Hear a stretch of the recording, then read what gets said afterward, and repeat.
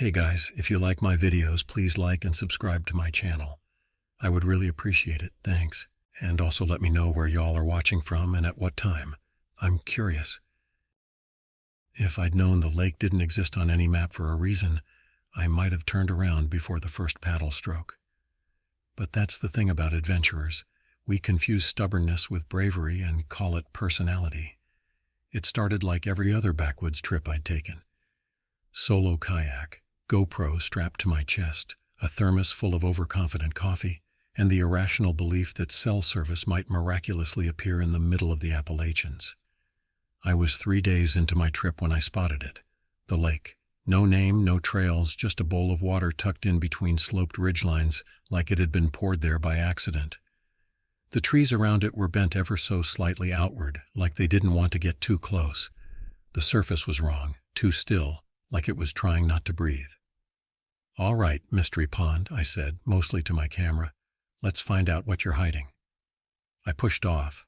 The moment my kayak hit the water, the fog rolled in like a curtain. Not gradually, not drifting in like fog's supposed to. I blinked and the shoreline was gone, swallowed in white. "Okay, that's new," I muttered. "Still cool, creepy cool." 5 minutes in, I lost sight of the sun. 10 minutes in, my GPS froze. It claimed I was in Kansas. Kansas? My compass? The needle spun like a drunk ballerina. I tried laughing that off. Either I'm in the middle of a supernatural Bermuda Triangle, or Garmin owes me a refund. But the lake, if it was a lake, didn't care about my jokes. I paddled in what I thought was a straight line. The water made no sound, no ripples, no splash. It was like slicing through liquid glass. The deeper I went, the heavier the air felt, like I was breathing through a warm sponge. It should have been beautiful, but something in my gut knotted like a twisted seatbelt. I wasn't afraid yet, not really, but the silence was wrong. I've camped alone more times than I can count, slept under trees where coyotes yip and owls argue all night. Silence in the wild isn't peaceful, it's unnatural, it's watched, and I felt watched. An hour passed, maybe 2. I stopped paddling when my arm started to shake. That's when I saw it. Land. 3, just a dark line rising out of the fog like a world remembered to exist again. I almost cried. Instead, I mumbled thank you to the trees like a lunatic and dragged the kayak up the shore. I made camp fast. No fire, no dinner. Just crawled into my sleeping bag like the fog might take offense to hot dogs. That night, I dreamed the lake had eyes, and they were still open. The fog didn't lift the next morning. If anything, it felt denser, like breathing through a wool sweater. I woke up damp and sore, my sleeping bag slick with dew. Everything I owned was slightly wet, including my mood. I boiled water for coffee on my camp stove, muttering to myself like one of those guys who ends up on documentaries. Solo kayaker goes missing, left behind only a GoPro full of bad jokes and a half-eaten protein bar. Still no GPS. My phone screen flickered, then went black and stayed that way. Not dead, just wrong. I tapped it twice, tried a hard reset, then gave up. I knew the area, more or less. I had studied the terrain beforehand and remembered a ranger cabin should have been just a short hike west of the shoreline. I figured I'd stretch my legs, maybe borrow a map, or, if I got really lucky, a working radio. I started walking. At first, the trail was familiar enough. Appalachian woods, mossy undergrowth, birch and pine, the occasional squirrel giving me side-eye. But the farther I walked, the stranger it all became. Paths that should have been worn and clear were now tangled with vines and roots. There were no footprints, no signs of human activity at all. Even the birds were gone. By the time I should have seen the ranger cabin, I was standing in the middle of nothing. Just trees. Thick, ancient trees that looked older than the state itself. "No way," I whispered. "It was here. I know it was here." I paced around the area like a dog looking for a buried bone. No foundation, no fire pit, not even a stray beer can.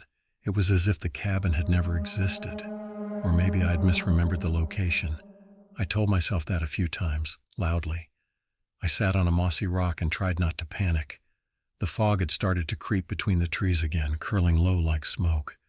I could still see the way I came, barely, but I didn't like how quickly the forest was erasing my trail. Then I heard them, hoofbeats. At first, just a rhythmic thudding in the distance. I crouched low, squinting through the fog, expecting maybe a ranger on horseback.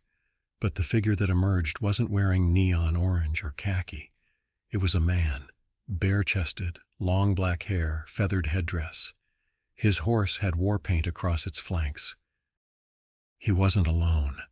4 others followed, quiet as ghosts. They rode past without a word, their faces calm but alert, like they were hunting something, or someone. They didn't look like reenactors. They looked real. I ducked down and waited until they passed. My heart thudded so loud I thought it might give me away. One of them turned his head slightly, just for a second. His eyes swept the woods. I swear they paused on me. Then he turned back and disappeared into the trees like he'd never been there. That's when I knew something was wrong with time. I ran. Not the smartest move, I'll admit that. Running in the woods when you're already half lost is a great way to become fully lost. But logic was back at the kayak, and panic was driving the bus now. I ducked under branches, leapt over rocks, and nearly twisted my ankle in a patch of soft ground that looked suspiciously like a footprint. A human one, bare, bigger than mine. "Awesome," I muttered. "Let's throw Bigfoot into the mix." I made it back to the shore after what felt like an hour of bushwhacking. The fog was still there, hanging thick over the lake like someone poured milk into the sky. But my kayak was where I left it. Bright orange, slick with dew, still real, still mine. I just stood there for a moment, catching my breath, watching the trees like they might follow me. My brain raced to explain it. Maybe it was a reenactment. An incredibly detailed, deeply committed, oddly well-funded reenactment. But something about it wouldn't sit right. Their eyes.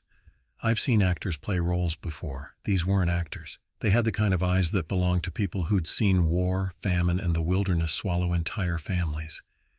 These were survivors, and one of them looked directly at me.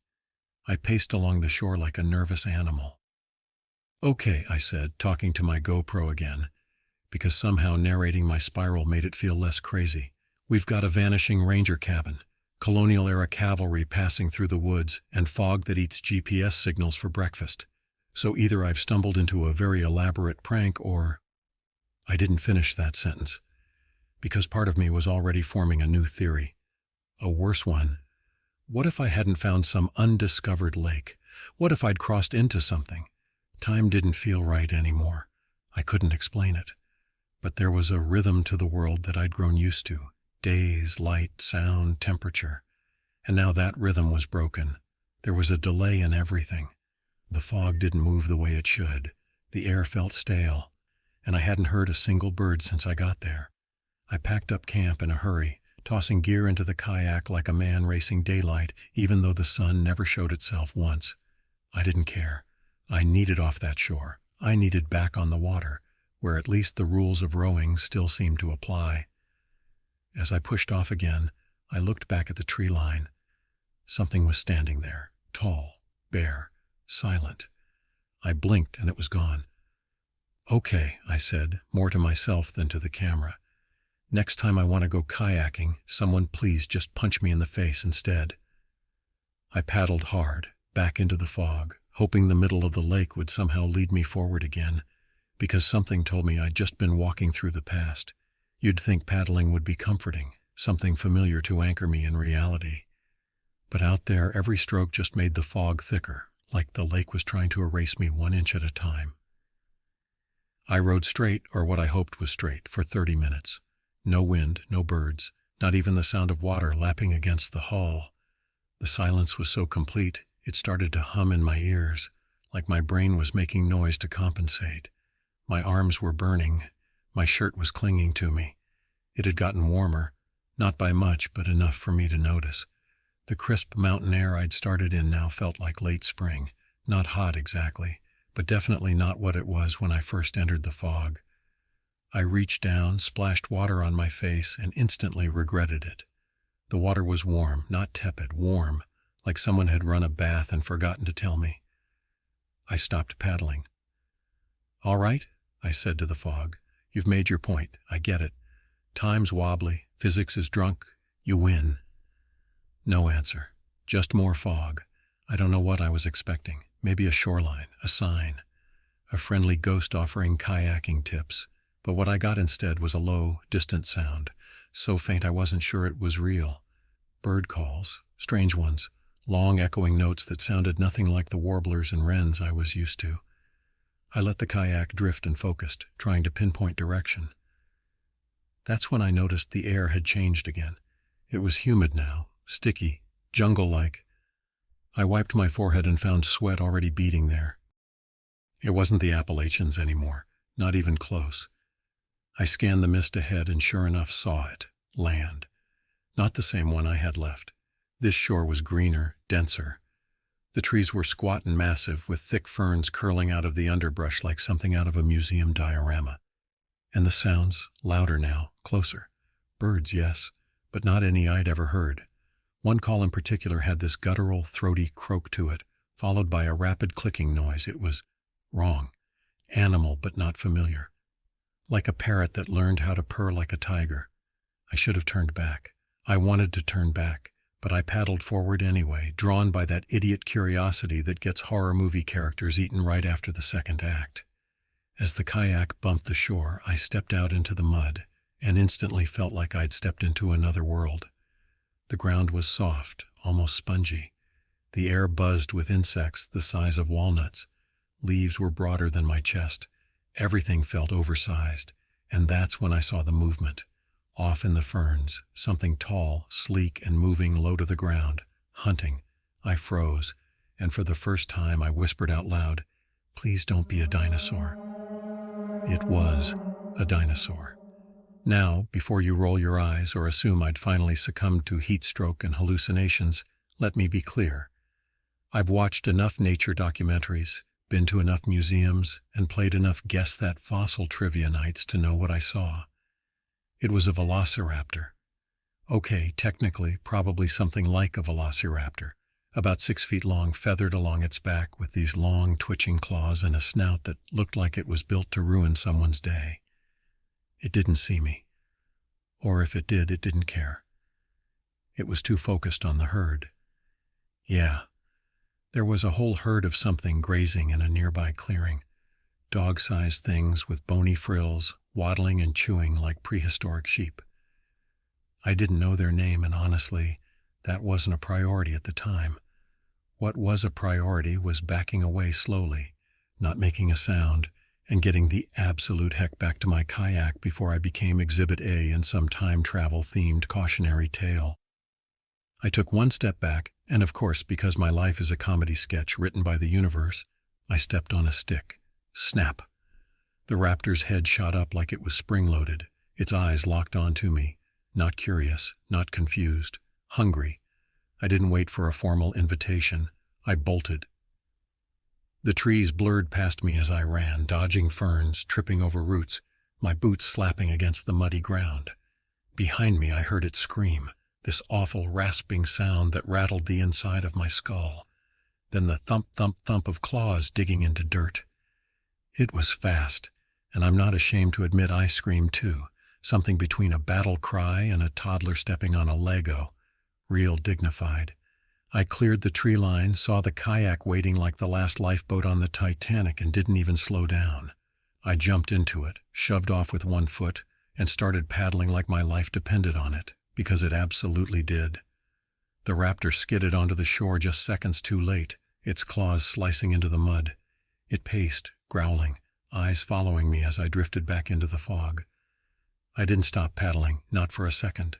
It stayed there a while, watching, and I swear it looked disappointed. Eventually the fog swallowed it whole. I kept rowing, heart hammering, lungs burning. The warm, humid air started to cool again. The buzzing faded. The strange birdsong turned to silence.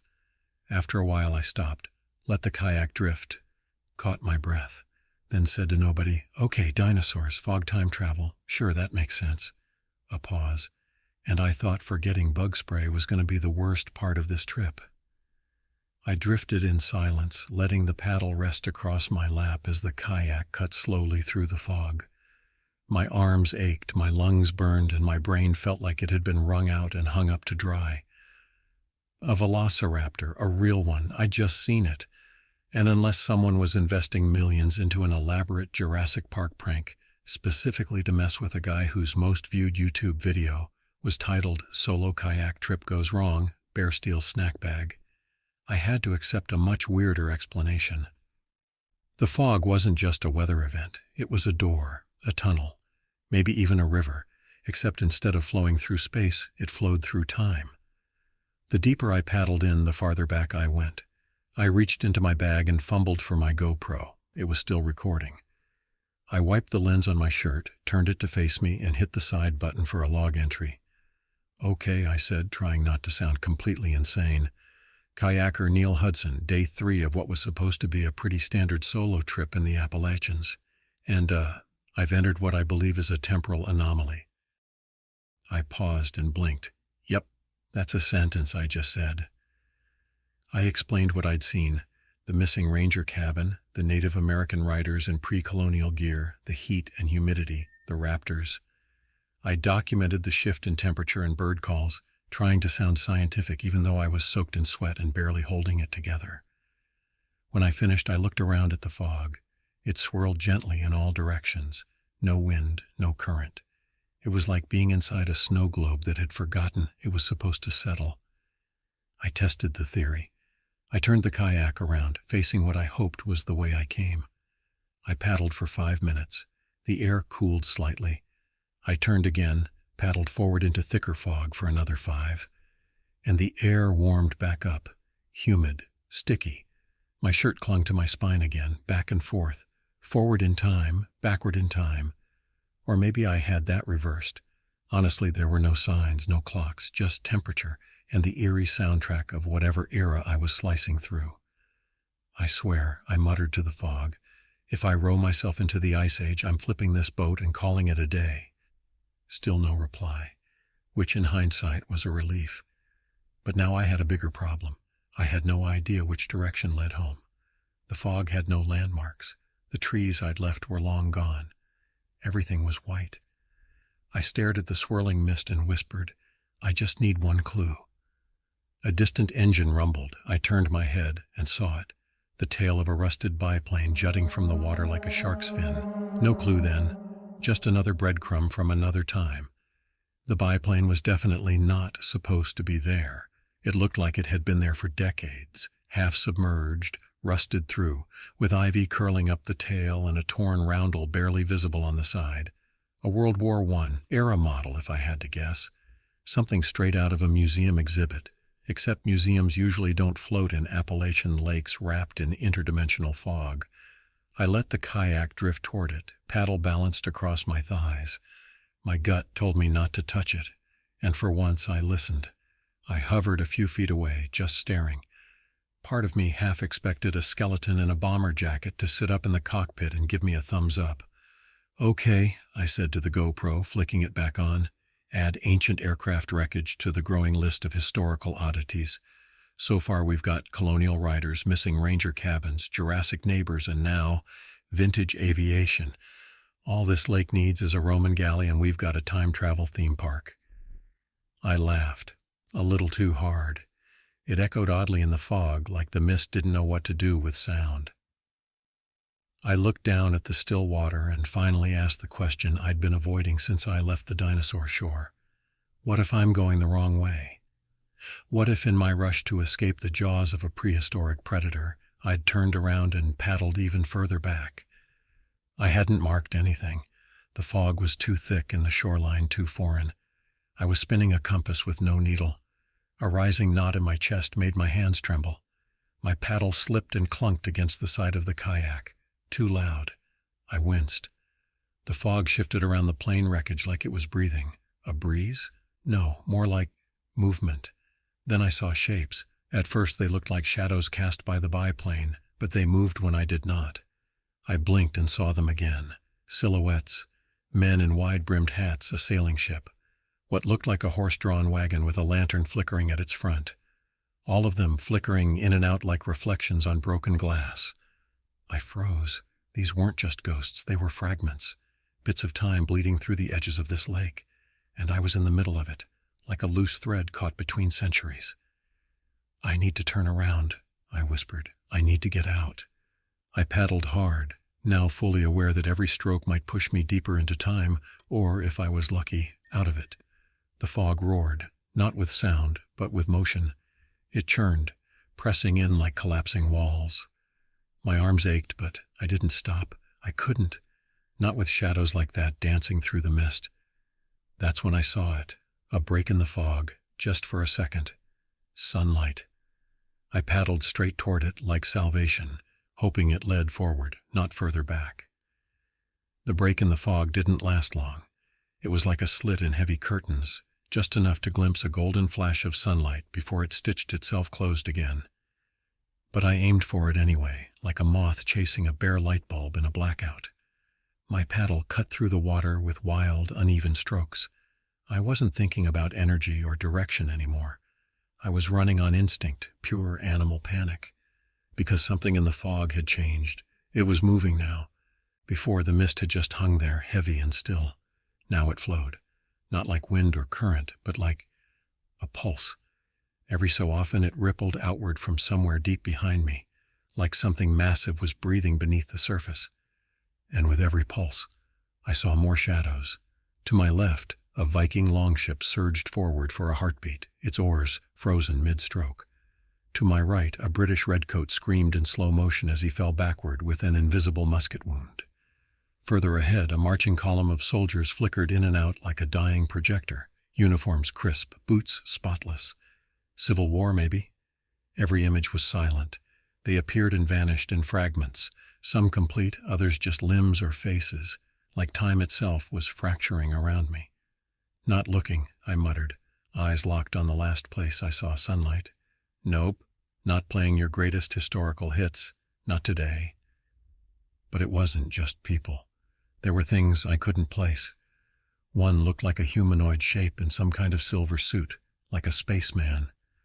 Another towered above the fog for a moment, long limbs spidering through the mist, head bulbous and twitching. That one I didn't stick around to study. I kept paddling, muscles screaming, fingers blistered and raw from the fiberglass shaft. My throat burned from the humid air, sweat pouring down into my collar. And just as I started to believe I might not make it, that I might be stuck in this endless scroll of history forever, I saw it. The fog began to thin. I couldn't trust it at first, thought it might be another illusion. But no, this was different. The air felt sharper, cooler, like fresh spring air, not the jungle stew I'd been choking on. Then I saw outlines, trees I recognized, the slope of a mountain ridge, something familiar, then colors, greens, browns, blue sky. And finally, the fog split apart behind me like curtains after a bad play. I let the kayak drift until it scraped gently against a rocky shore. I didn't say anything, couldn't. I just climbed out, fell to my knees, and kissed the dirt like a returning pilgrim. I was back. I don't know how I knew for sure. Maybe it was the smell of diesel from some far-off truck or the distant rumble of a plane overhead, but I was back. And as I lay there on the shore, catching my breath, the fog curled back over the lake behind me, sealing itself up, like it had never been open at all. I didn't leave the lake right away. You'd think I would have sprinted to the truck, floored it down the nearest logging road, and never looked back. But something kept me there. Part awe, part dread, part sheer exhaustion. My legs felt like noodles, my hands like clawed-up meat from hours of paddling. I just sat in the gravel watching the fog slowly retreat across the surface like it was embarrassed to be seen. The kayak bumped gently behind me, a survivor just like I was. Eventually, I forced myself to stand and stumble uphill toward where I'd parked. My truck was still there, covered in a fine layer of pollen and pine needles, like it had been waiting for years instead of days. Everything was normal. Too normal. I slid into the driver's seat and sat for a while, hands on the wheel, heart still trying to catch up. Then I reached into my pack and pulled out the GoPro. I had hours of footage. I knew that. The battery had died somewhere in the fog, but it had captured the first entries. Me talking to the camera, the vanished cabin, the colonial riders, the raptors, the plane wreck. I plugged it into my laptop once I got home. The first few files were crystal clear. The ones near the middle, grainy. The final ones, glitched beyond recognition. Colors smeared like melted crayons, audio chopped up like a bad radio signal, but the biplane was there. So was a shaky shot of the feathered dinosaur just before I turned and ran. I sat back in my chair staring at the screen, knowing full well what this meant. If I posted this footage, I'd be famous. Viral famous, academic famous, maybe even immortal famous. A YouTuber discovers a time travel lake? Come on, Netflix would back up a truck of money to my doorstep. But as I stared at that blurry footage, all I could think about was one thing. What if someone else went in? What if someone followed me? What if they didn't come back? I copied the files to an encrypted drive, shoved it into a waterproof case, and buried it in my garage behind a box of old hiking boots and a tent that still smelled like campfire beans. Then I recorded a new video, a public one. In it, I looked into the camera and said, "The lake was a bust, nothing there but fog and ticks, GPS scrambled, cabin was gone, water levels too low to navigate. I don't recommend it. Stay safe out there." I uploaded it with a title no one would ever click. Unmapped Lake, False Alarm. The next day I drove back out and hammered a metal sign into the muddy shoreline. Danger, unstable shoreline. Area closed to the public. I took one last look at the fog. It was still out there, curling like a sleeping beast just beneath the water, and I turned my back on it. Some doors, once discovered, are better left unopened. I didn't visit the lake again for months, but it never really left me. I'd find myself staring at maps, eyes drawn to that blank space like a sore tooth you can't stop prodding. I'd watch fog roll in over my neighborhood after a cold morning rain, and feel my fingers tighten on the coffee mug, expecting shadows to flicker in the corner of my vision. And sometimes, late at night, I'd wonder, how far could it go? If the fog took me back to dinosaurs, what was further down that line? The birth of the planet, something before time? But then I'd remember the shadows, the fragmented soldiers, the spaceman, that thing with the long limbs and twitching head that towered above the mist like it didn't quite fit in any era. I told myself I was done. Then one day I took the long way back from a hike, the one that passed within a couple of ridgelines of the lake. I told myself I just wanted to check the sign, make sure it hadn't fallen or been vandalized by curious campers. The sign was still there, still standing. Rusted around the edges now, the warning faded just enough to make it look doubted, like a rumor carved in steel. I didn't go any closer. I stood a good 20 feet away and just looked. The fog was already forming again over the surface. Midday, no wind, no sound, like the lake was waiting. I dropped a second sign nearby, bigger, bolder, more permanent. Danger, keep out, unstable terrain, no trespassing. And that was it. I turned around and walked away. I don't know if I stopped it from claiming anyone else. I don't know if it ever claimed anyone before me. Maybe the biplane guy had the same idea I did. Maybe the man with the red coat, or the Viking, or the astronaut. Maybe they all paddled too far and never found their way back. But I did. I came back, and that meant something. So I made a promise. I'd keep it secret. I'd protect it. Not out of greed, but out of fear. Not fear of what the world would do with it, but fear of what it might bring back. The lake was quiet when I left, fog rolling gently across the surface like breath through a sleeping mouth. And somewhere deep down, I knew it wasn't over. I had found something ancient, something that didn't belong to time. A mistake, or maybe a trap, folded into the natural world like a crease in a photograph. So I did the only thing I could do. I walked away.